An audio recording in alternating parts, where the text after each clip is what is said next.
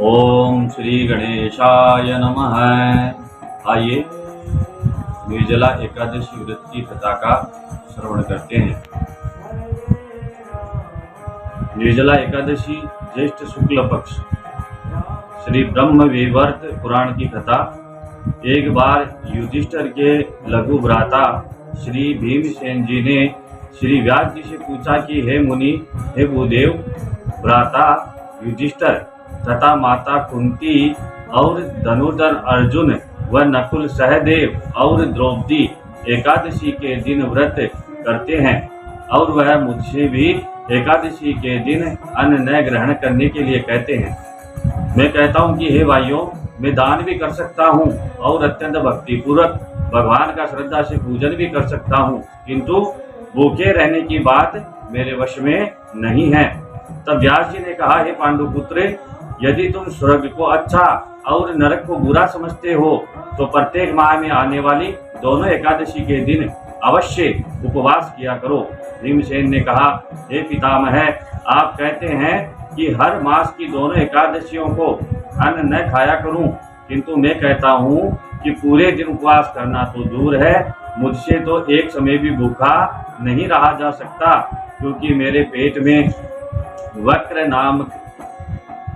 नामक अग्नि रहती है। बहुत सारा अन्न खाऊं तब शांति मिलती है। फिर भी मैं यदि प्रयत्न करूं तो वर्ष में एक दिन अवश्य उपवास कर सकता हूं। अतः मुझे किसी ऐसे व्रत को बताइए जिसके करने से स्वर्गादि लोकों की प्राप्ति हो सके। श्री व्यास जी ने कहा, हे भीम, बड़े बड़े ऋषियों ने तथा महर्षियों ने अनेक शास्त्रों की रचना की है। तुमने मानव धर्म व वैदिक धर्म सुने हैं, परंतु कलयुग में मनुष्य उन पर आचरण करे, यह शक्ति उसमें नहीं है। फिर भी मैं तुमको सरल उपाय, थोड़े धन, कर्म और परिश्रम से महाफल प्राप्त होने की विधि कहता हूँ, जिससे अवश्य ही मुक्ति को प्राप्त कर सकते हो। क्योंकि ऐसा पुराणों का कथन है कि प्रत्येक माह की दोनों एकादशियों का व्रत करने से अवश्य ही स्वर्गादि लोकों की प्राप्ति होती है।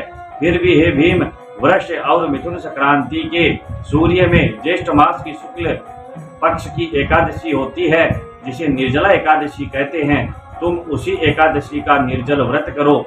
ध्यान रहे, एकादशी में जल का प्रयोग आचमन में इतना ले कि मात्र एक मासे के स्वर्ण के दाने डूब जाएं।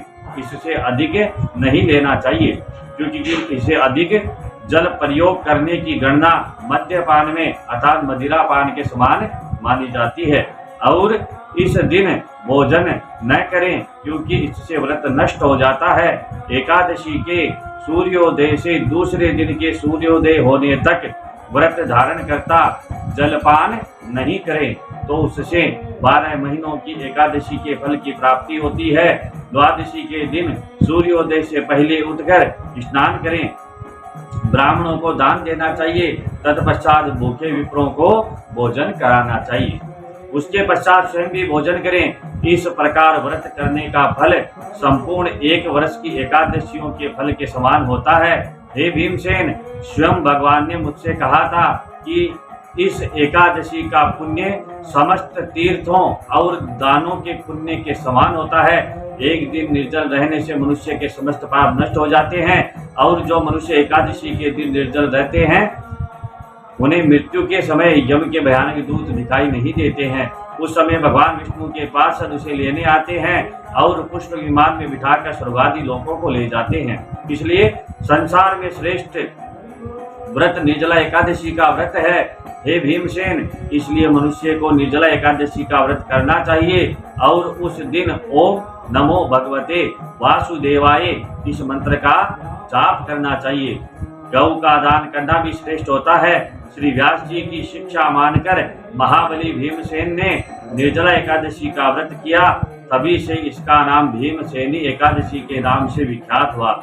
निर्जल व्रत करने से पहले भगवान की पूजा करनी चाहिए और हाथ जोड़कर विनम्रता पूर्वक कहे भगवान, मैं आज निर्जल व्रत करता हूँ, आप मेरी मनोकामना को पूर्ण करें। शक्ति अनुसार अन्न, जल, वस्त्र, धन आदि योग्य ब्राह्मणों को दान करने से फल अक्षय हो जाता है, अक्षय फल की प्राप्ति होती है। जो पुरुष व्रत के दिन यज्ञ हवन करते हैं उनके पुण्य फलों का वर्णन भी नहीं किया जा सकता है। इस व्रत के करने से मनुष्य विष्णु लोक को प्राप्त कर लेता है। ब्रह्मत्यारे, मद्यपान करता अर्थात मदिरा पीने वाला, चोरी करने वाला और गुरुद्वेषी तथा असत्यभाषी मनुष्य भी इस व्रत को करने से स्वर्गादि लोकों को जाता है। और जो मनुष्य इस दिन अन्न खाते हैं वे चांडाल के समान समझने चाहिए। बोलिए विष्णु भगवान की जय। मेरे चैनल पर आप कमेंट अवश्य करें, मेरे चैनल को सब्सक्राइब करें, लाइक करें और शेयर करें ताकि मेरे आगे आने वाले वीडियो आप तक आसानी से सुलभता से पहुंच सके, आपको प्राप्त हो सके। बोलिए विष्णु भगवान की